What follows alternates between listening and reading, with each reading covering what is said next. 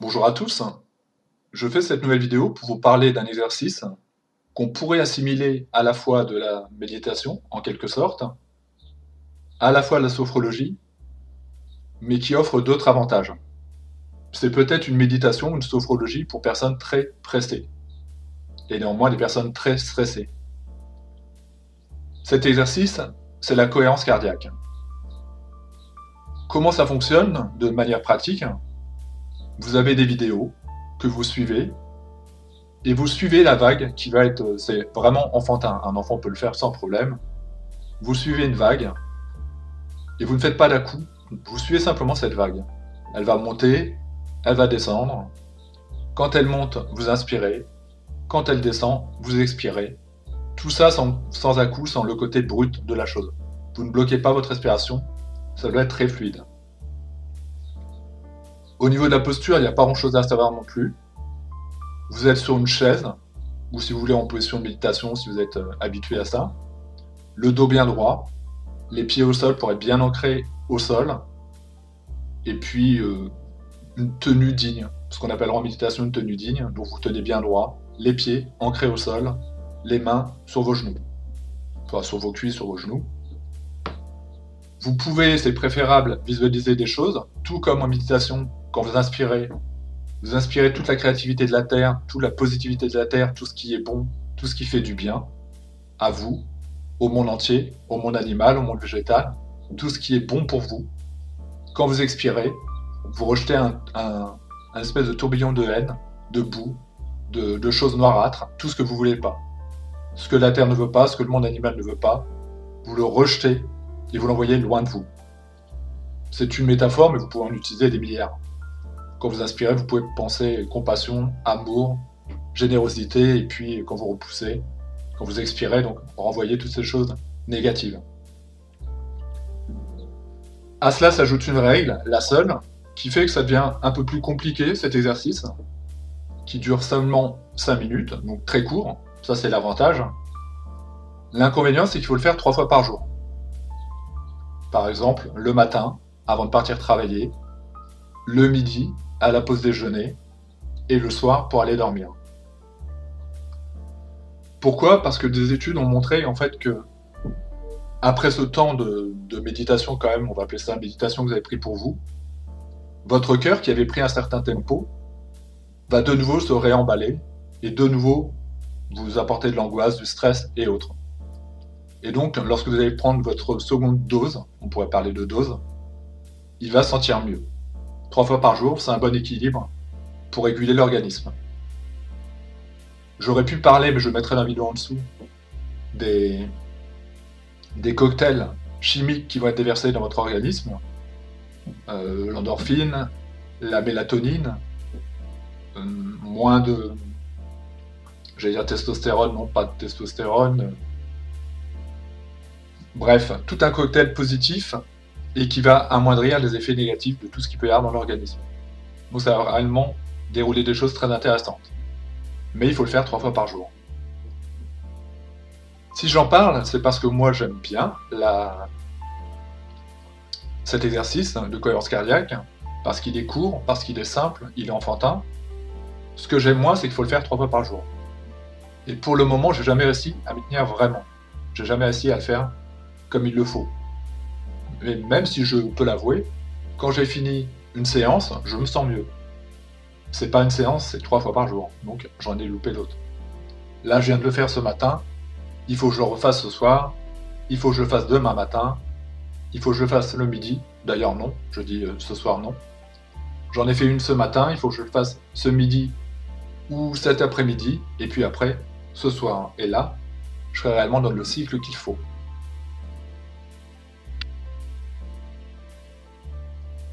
Et donc tout ça c'est la théorie, mais la pratique c'est de le faire. Et pourquoi je fais cette vidéo maintenant? Parce que je vais devoir maintenant utiliser tous ces outils. Je suis hyperacousique. C'est-à-dire que j'ai une oreille bionique en quelque sorte, si on veut, mais qui est quand même mal formée. Pour faire moins d'humour, même si ça peut ressembler un peu à ça, c'est-à-dire que j'entends mieux des sons qui sont plus faibles. Je perçois mal des fréquences, et du coup des sons qui sont lointain pour d'autres, me semble plus proche. Pour certains hyperacousiques, le bruit d'une assiette, le bruit de couverts en métal, le bruit d'un klaxon ne deviennent pas une gêne, mais une douleur. C'est-à-dire qu'ils vont vraiment avoir mal. Ça n'est pas psychologique, c'est lié à une détérioration de l'oreille. Moi, j'ai été opéré d'une oreille, et donc c'est une des suites malheureuses de ce problème. Et à ça vient s'ajouter, pour moi, présentement, quelque chose qui dans ces conditions est intolérable. J'ai des voisins qui reçoivent en fait leurs petits-enfants, 2 petits-enfants en bas âge qui courent partout. Et ce qui devait être que des vacances va s'éterniser et ces gamins vont habiter chez les grands-parents. Il y a dû y avoir un problème de logement, un truc qui n'était pas du tout prévu. Du coup, maintenant, ces enfants-là vont habiter jusqu'à temps que la mère trouve un logement chez les grands-parents. Pour moi, c'est l'enfer. Et c'est si bien l'enfer que j'ai failli me retrouver en hôpital psychiatrique.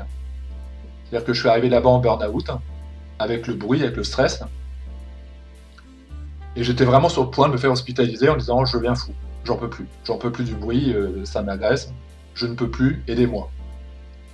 J'ai parlé avec des psys qui m'ont dit « mais vous n'avez aucun problème mental en fait. Vous parlez de bruit, vous parlez de sensations, tout ce que vous dites est très cohérent, on comprend tout à fait ce que vous nous dites, vous n'êtes pas fou et on n'a pas de raison de vous hospitaliser. Il faut au mieux vous déménager, ou peut-être si vous avez de la chance que ces enfants partent avec leur mère et qu'ils trouvent un logement. Mais vous hospitaliser pour ça, vous êtes d'accord avec moi qu'on n'est pas... C'est pas une obligation, sauf si vraiment vous le demandez, sauf si vraiment vous êtes au point de péter les plombs et de faire une bêtise. C'était pas le cas, donc ils m'ont laissé repartir. Mais pour dire quand même que ça a été loin dans l'angoisse. Et puis comme ça a été aussi loin dans l'angoisse, je me suis dit, est-ce qu'il n'y a pas un problème? Est-ce que c'est normal? Ça me semblait un peu irraisonné, même à moi. Donc j'étais voir un ORL sur les conseils d'une amie infirmière, que je remercie, Amandine, je te remercie, et elle m'a dit, tu devrais passer un test pour l'hyperacousie. Je dis, hyperacou quoi? Je ne connais pas, qu'est-ce que c'est, de quoi tu me parles? Donc elle m'a expliqué, c'était très simple à comprendre.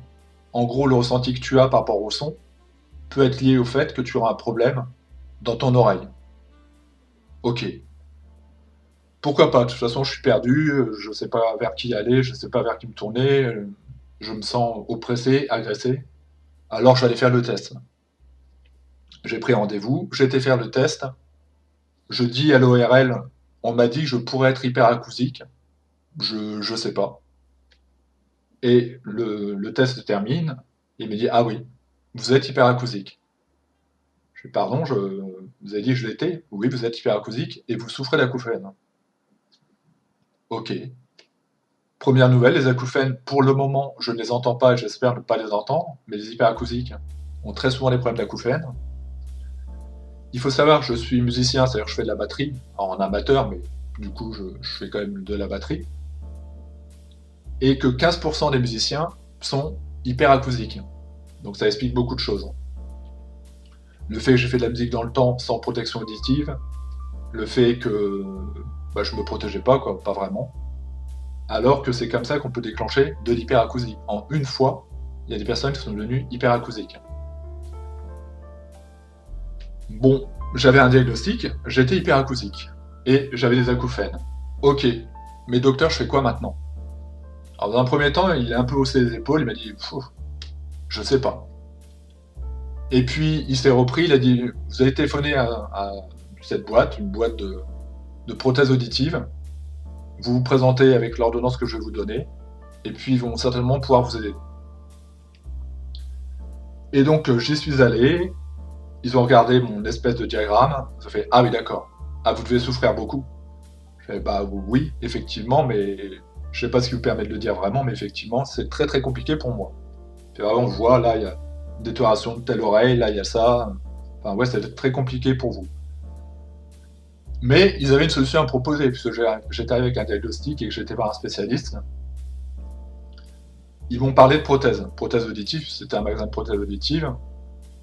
Il y a eu un second rendez-vous, la première fois j'ai été voir, et puis ils ont regardé, ils m'ont dit, ok, catastrophe, ça fait 2 fois en 5 ans qu'on voit ça, donc on comprend.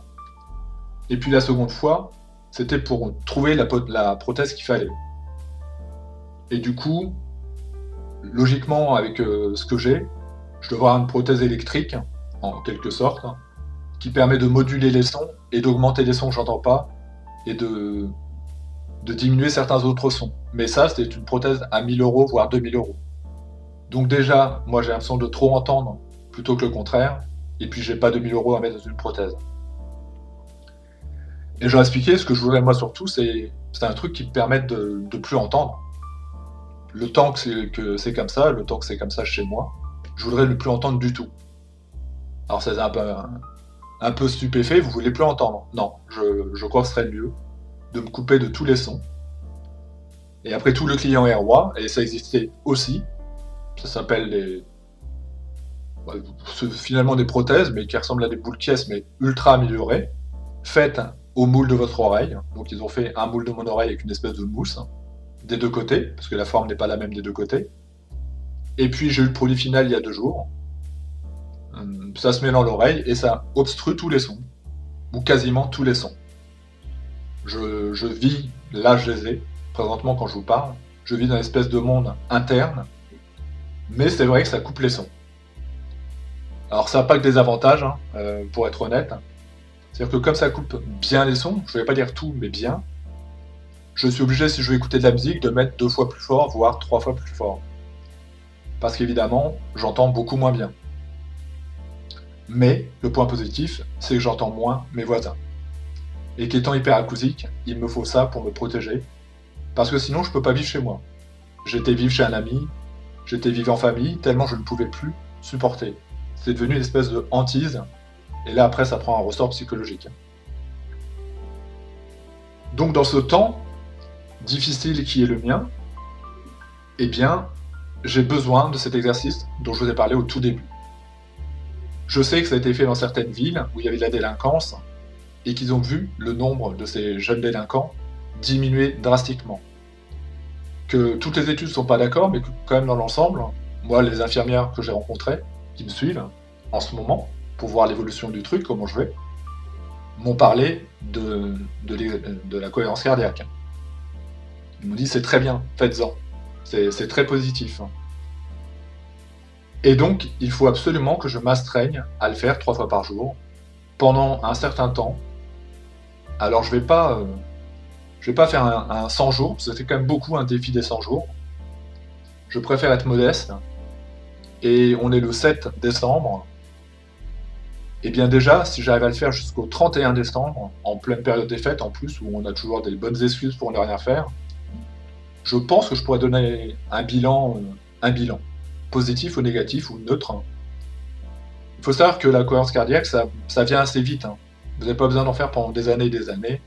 Les bénéfices se font ressentir plutôt rapidement. Donc je pense que je serais déjà en mesure d'évaluer comment je me sens, est-ce que ça améliorerait des choses. Et donc, je suis dans, entre guillemets, l'obligation de le faire. C'est 5 minutes par jour, 3 fois par jour. Qui n'a pas 5 minutes? Je veux dire, vous fumez, malheureusement pour vous. C'est 5 minutes, enfin oui, quelqu'un qui prend le temps, c'est 5 minutes. Vous allez même au café boire un verre, c'est 5 minutes. Vous allez... C'est pareil, si vous buvez de l'alcool, vous buvez une bière, bon bah voilà, c'est 5 minutes. On perd beaucoup trop de temps à faire des choses inutiles, alors qu'on pourrait faire des choses positives. Et peut-être pleinement positives. Il y a des gens qui ont fait de la cohérence cardiaque, on dit ça a changé ma vie. Ils sont devenus conférenciers, ils ne parlent que de ça, parce que bon, ils vont dire, bah voilà, j'ai trouvé ma solution, quoi. Parce que pour les mêmes raisons que beaucoup de personnes, je voulais un truc qui était rapide, peut-être que la méditation, moi, j'y arrivais pas, que la sophrologie, 30 minutes, 1 heure de sophrologie, c'était un petit peu long. Je voulais quelque chose de plus rapide, de plus efficace. Et donc, on trouve des conférences, j'essaierai de vous en mettre en dessous, où les gens parlent de tous les bienfaits qu'on peut en retirer. Donc voilà ce que je voulais vous dire, expliquer un petit peu le contexte. Je savais déjà par rapport à l'hyperacousie, je ne savais pas que c'était l'hyperacousie, mais je m'étais déjà acheté un casque audio anti-bruit pour quand il y avait du bruit chez moi. Enfin, il y avait déjà un truc au niveau de l'édition. Parfois, je me comparais à quelqu'un d'autiste en disant j'ai besoin d'être dans mon monde, je supporte pas le bruit. Ben, je comprends mieux pourquoi. Il y avait un diagnostic derrière, il y avait un nom, il y avait une maladie. qui peut presque être reconnu comme un handicap, c'est pas le cas, mais qui pourrait presque être reconnu comme un handicap, il y a quelque chose de réel, de physique, de matériel, qui peut pas vraiment être soigné, qui peut être amoindri, mais en tout cas, c'est pas psychologique. C'est pas juste un caprice par rapport au bruit, il y a réellement quelque chose. La cohérence cardiaque ne va pas répondre à ce problème d'hyperacousie. Mais par contre, l'hyperacousie rend stressé, angoissé. Le fait de porter des prothèses, ça aide pas, je suis dans un autre monde, dans le monde interne, où parfois j'entends mon cœur qui bat. Eh bien, ça va être un outil en plus pour calmer toutes mes humeurs noirâtres, pour réguler et faire que mon cœur va se stabiliser à un rythme qui est bon pour lui. Parce que finalement, c'est ça. Notre cœur bat souvent trop vite et on ne sait pas apprendre à le capter et à le calmer, à lui dire calme-toi, pose-toi, oh, respire. On respire mal. C'est propre à tout, c'est propre à la méditation de pleine conscience, c'est propre à la sophrologie, c'est propre à l'hypnose. La respiration aura un rôle primordial. Et on respire tous trop mal et très mal. Et là, ça va prendre au cœur à dire régule-toi, tu te calmes. Pendant 5 minutes, là, tu viens de le faire, inévitablement, tu es calmé. Après, tu vas te remballer de nouveau, tu vas penser à des choses, tu vas vivre des choses, et tu vas devenir de plus en plus nerveux.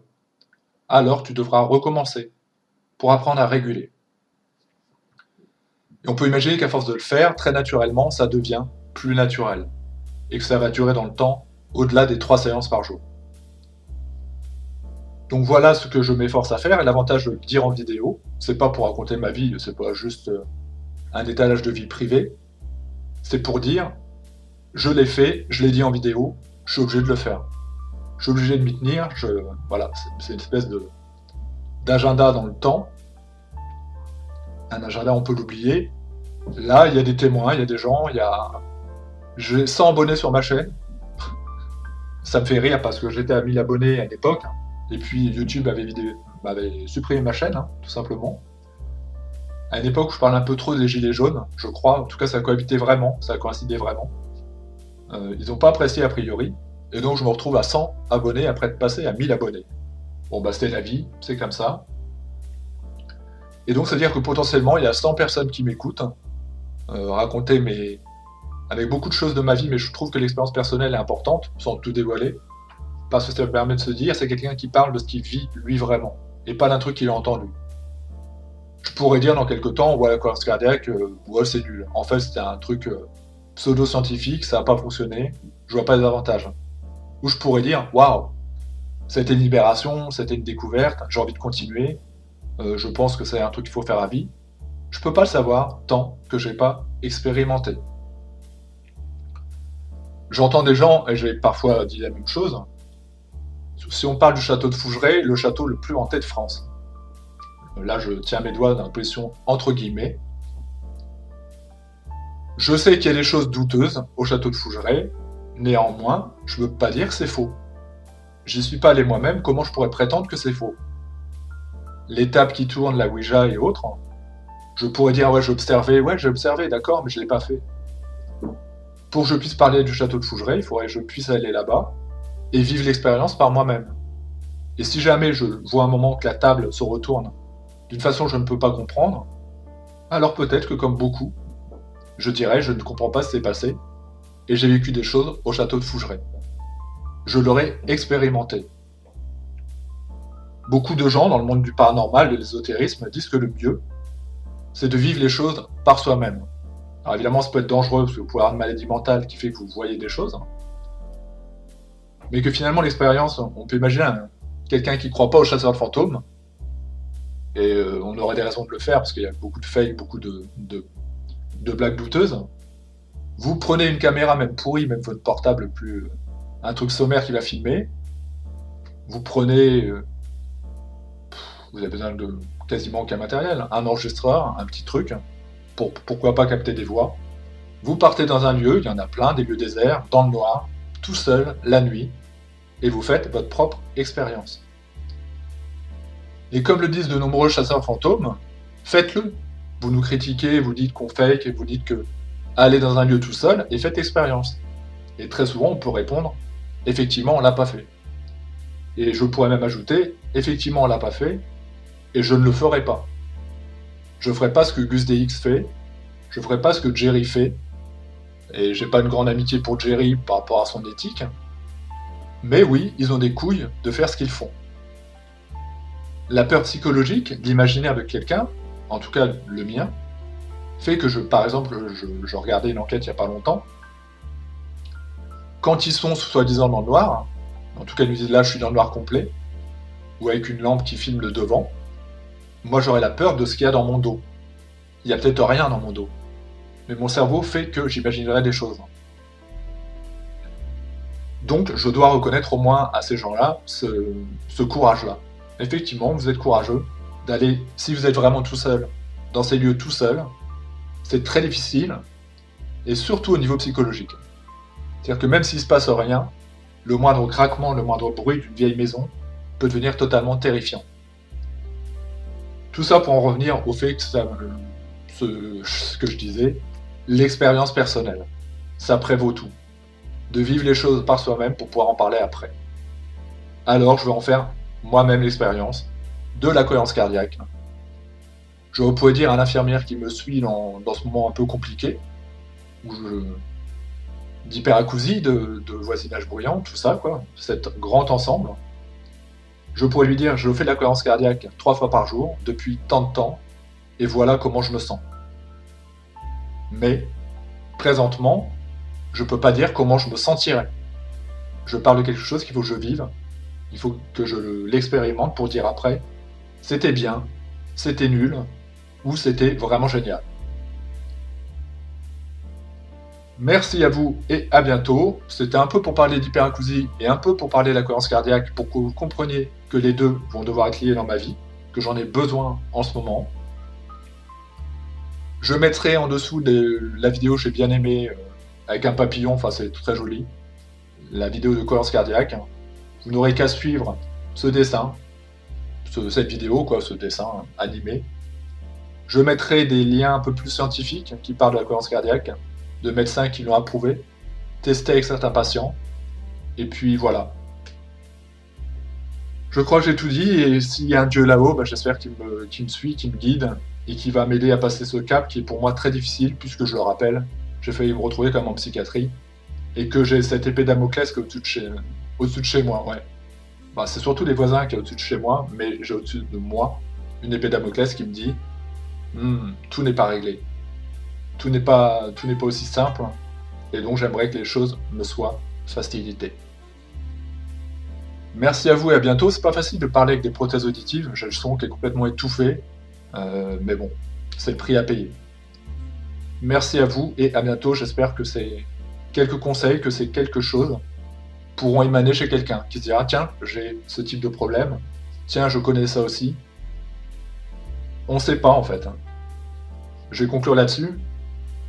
Ce qui est assez terrible, c'est que le fait que je porte des prothèses auditives tout le temps, c'est quand même assez oppressant. Quand je sors dans la rue, on ne le voit pas. Même les gens de ma famille, si j'en parle pas, personne ne sait ce que je vis au quotidien. Et on devrait tous se dire ça. Les maladies physiques, ça se voit.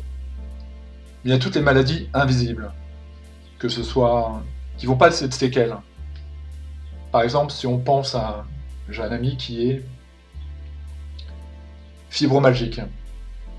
Il est fibromyalgique, mais quand même il boite, et il a mal au dos. Donc il se tient un peu courbé, et on voit qu'il a mal au dos. Et il a une canne. Ça se voit, c'est visible. Il y a un handicap visible. Mais je pense à tous ces gens qui ont des... Parfois la fibromyalgie peut être plus discrète. Mais à tous ces gens dont on ne voit pas le mal. Toutes ces maladies psychiques.